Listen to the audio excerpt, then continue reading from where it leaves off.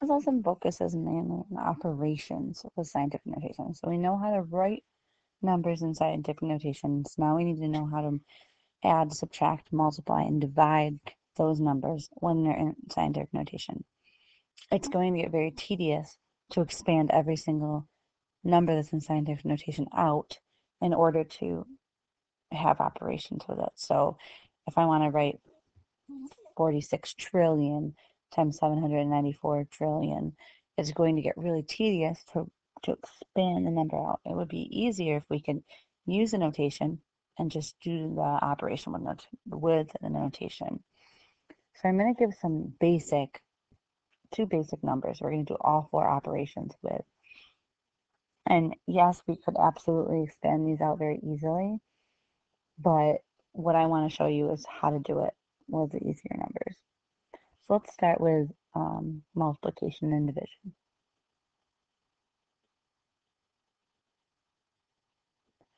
So multiplication.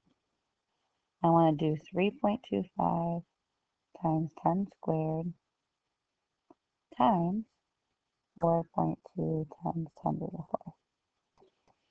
So using associative property and commutative property, since everything is being multiplied together, I can change the order, that's commutative property, and I can also either take away the parentheses or change where the parentheses are going. So I'm going to do both of those things by rearranging right now.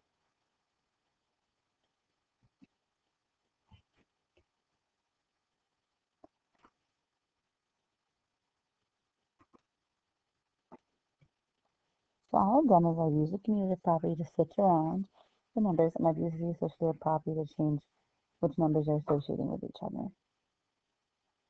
So now I have 3.25 times 4.2 in the first set of parentheses, and I have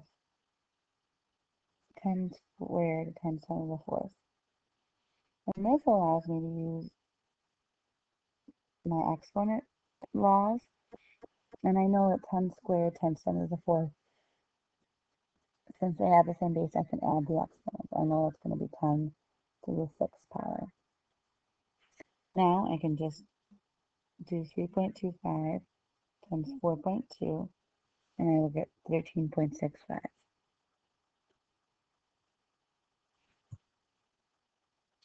Now you do not necessarily have to rewrite this every time. That middle step is kind of repetitive, but I wanted to show you how I was getting it. I kind of put the things that were like together and multiplied them to get the simplified answer. Now, dividing is pretty similar. So if I want to divide things,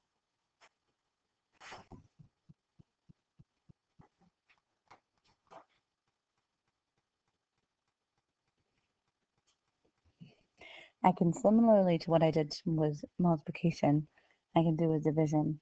Because what I can do is I can split up the fractions.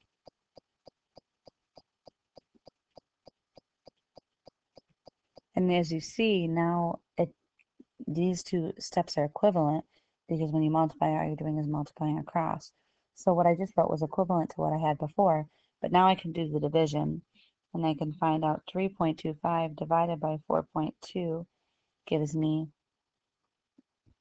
not a nice number, but we'll write it anyway, 0.773809524 times, I'll put 0 in front there, 10. And then when we divide exponents of the same base, we subtract the exponent. So 2 minus 4 would be negative 2. And then that would be a very small number. Okay, let's try adding and subtracting. I saved adding and subtracting for a second because it's actually a little bit more difficult. So let's try adding first.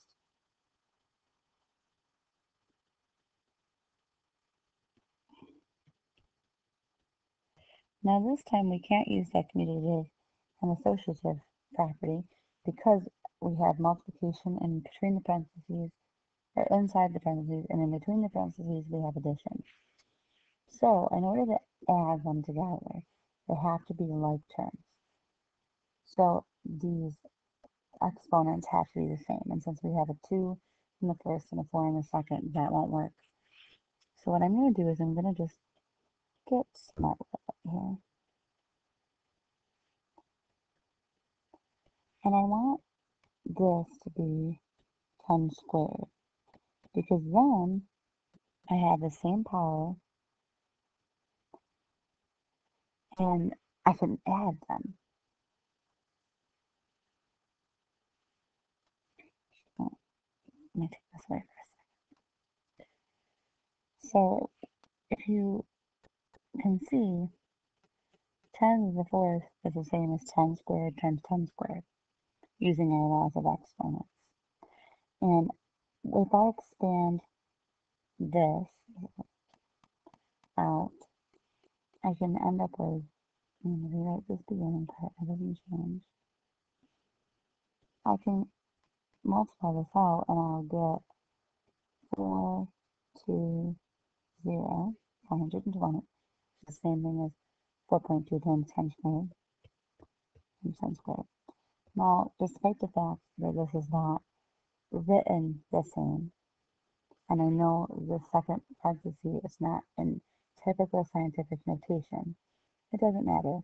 Now when I add them, since they're what we call like terms, they have the same exponent with the same base and the same exponent, we can add the numbers in front, and we keep 10 to the second, because we're adding, remember 10 to the second is a hundredth place. So I'm adding hundreds plus hundreds, so I can add them together now. So I'm going to get 423.25 times 10 to the second.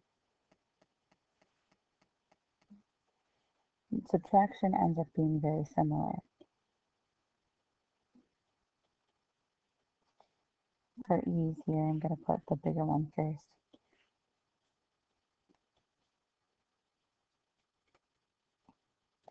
Again, in order to subtract, we've got to have similar terms. We've got to have, this is the hundreds, and this is the 10,000s.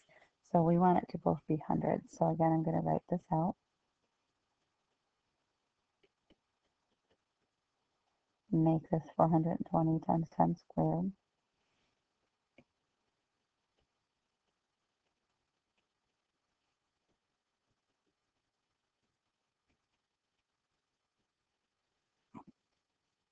So all I have to do is take 420, subtract 3.25, and we'll get 416.75 times 10 to the second power.